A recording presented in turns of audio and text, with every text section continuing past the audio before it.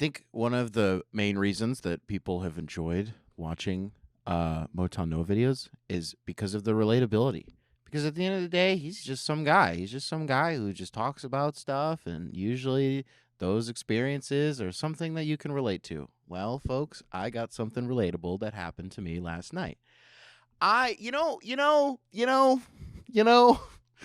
ever find yourself in the old conundrum of, oh, fuck, I have Batman tickets tonight to the premiere, and I have Laker tickets. Which one do I go to? That was what I found myself in last night.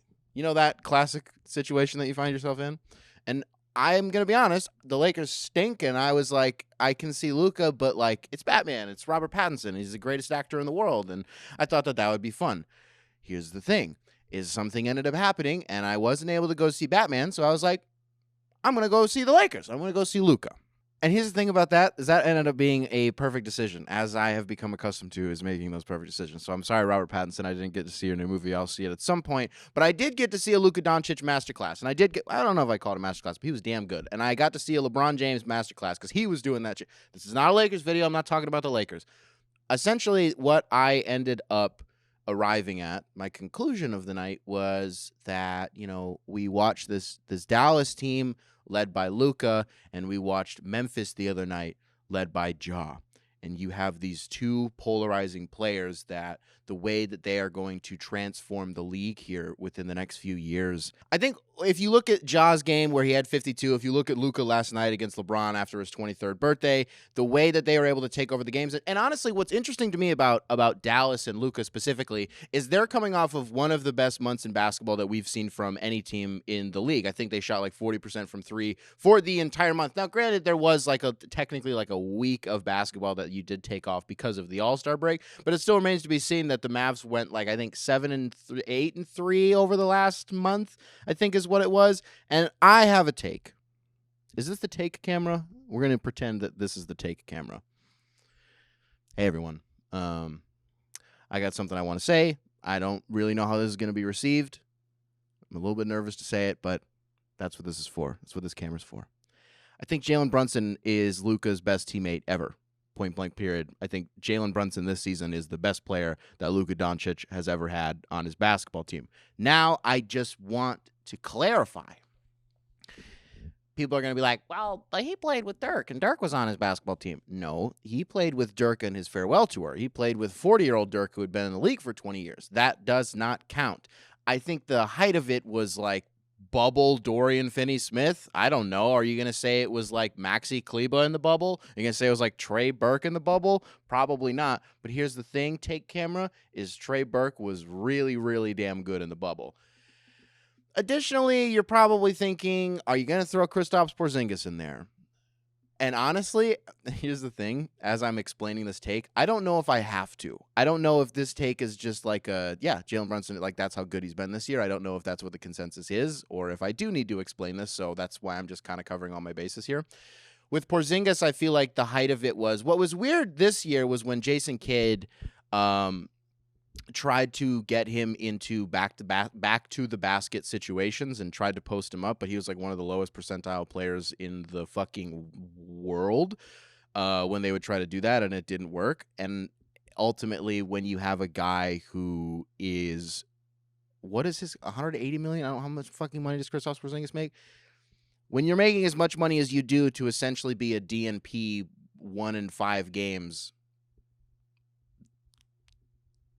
Jalen Brunson, I don't know. And you're probably thinking, Nick, what is it about Jalen Brunson that gets you so excited? What about this man has these? Also, why did you bring up Ja Morant? What exactly did he have to do anything? I'm realizing now that I'm thinking this is more of a Mavs video than anything because we've already kind of talked about the Grizzlies a fair bit this season. But really the only thing that I had said about Luka was like 2 weeks ago, and I was like, yeah, doesn't it kind of feel like Luka's having a little bit of a down year? And then he went and put up 50 and was great he wasn't great in the All-Star game, but was in the All-Star game and has done shit since then that you're kind of like they had a 21-point comeback against the Warriors the other other night that Luka actually started to, and Tim Cato wrote a beautiful piece in The Athletic about this, where he actually started to defer to some of his teammates. And I believe it was in that same story where he was like, it was chronicling the Lakers win that they had last night, where it was like what you're starting to see from Luka, not just from a basketball sense, but from an off-court sense in the media, is he's starting to realize that the reporters and people are there like to help him, not necessarily to protect him, but they're not trying to get him to slip up, right?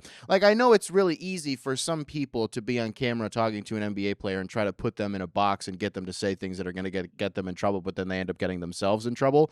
Who could that be? My thing is, like, it's really refreshing to see Luka. You have this international player, this European player who's taking over this sport that I feel like for the longest time people were terrified to draft any European. I think it's really, really refreshing to see this sport be not so Americanized, if that's something that I can get away with, because you have the NFL, you have the MLB, you have, I'm not really going to say the NHL because that's a pretty international sport at this point. I just mean in terms of what the spectacle of it always is, where like the NFL is always like, yeah, fucking America. It's nice that the NBA is like this cultured thing, and the face of it, it seems to be like embracing it more and more and more. Additionally, you have a guy like Ja, who I don't think Ja is like, I don't think he like loves the media. I don't think he likes them. I just think he's a guy who is just like, I'm just here to fucking destroy dudes on a basketball court. But I also don't know. Giannis is the other great example of a European guy who's welcoming and embracing the task of being the face of the league. And you know what you do if you're the face of the league? You hunt the shit out of LeBron James. And let me fucking tell you something. That is exactly what Luka did last night against the Lakers. Like, he would bring the ball up the floor, and they would literally every single time. It was always Russ and Luka, and they kept hunting the LeBron switch. And Luka was giving him a bucket like every single fucking time. It was insane.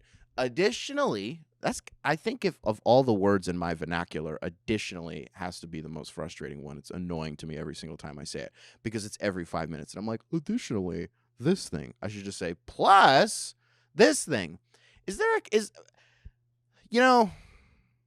I still don't really understand the Bertans thing. I like the Dinwiddie thing.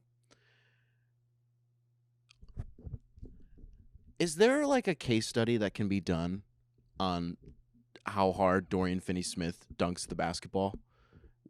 Because that dude is fucking, he's at like 40 dunks this year, like every single game. There was a joke about it, like fucking like Luka threw down how about the fucking putback that Luka had against the Lakers last night? Because it was on the opposite possession that he got knocked onto the floor and he like fucked up it looked like he was like rubbing his tailbone or something like that. I was worried he hit his head, but it looked like it was his back, his tailbone or something like that. And then on the opposite end, he just throws that shit down on fucking over Dwight Howard. And like, as soon as you see it, I thought it was like Maxi Kleba or something like that. Cause I was like, that's not Luka. Luka doesn't do that. No, that shit was Luka Doncic.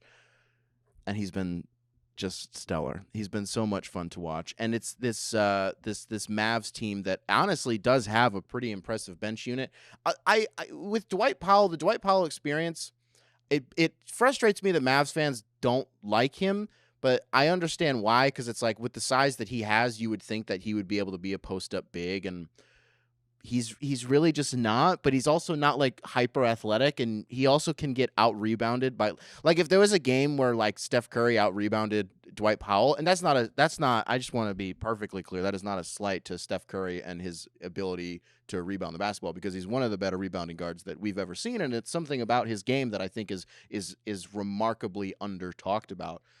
But my point is, like, if you're 6'10" and you're getting out rebounded by a guy that's 6'3", and like I would believe it, that's probably what the problem is. Haven't said anything about Tim Hardaway Jr. I want to just get this out of the way. If there's ever like a video where I make about like a specific team and I forget to mention a player, like we made a Cavs video a few weeks ago and I forgot to mention Isaac Okoro and Kevin Love. To be fair, if you're talking about a team that's successful and you fail to mention two of the players that make them as successful as they are, it's not a great look. It's never that I'm not like I'm never trying to be like, well, this player doesn't exist, so I'm not going to talk about them. It's just because there's a million thoughts and we only have so much time together every single day. Ultimate takeaway here is this.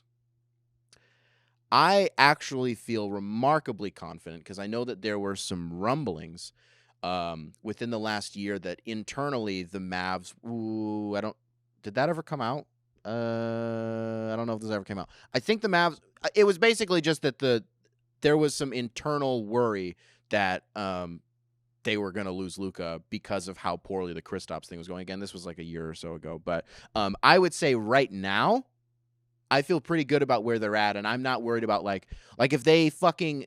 Here's the thing: is if they went up against like a fully healthy Clippers team for the third year in a row, fully healthy Clippers team, I think they get washed. But if they play this Clippers team, I think they finally do it. I think they would finally beat this current Clippers team.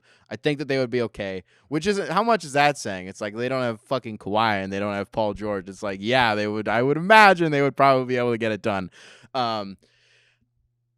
I will rest this video on the prediction that the Dallas Mavericks will make it to the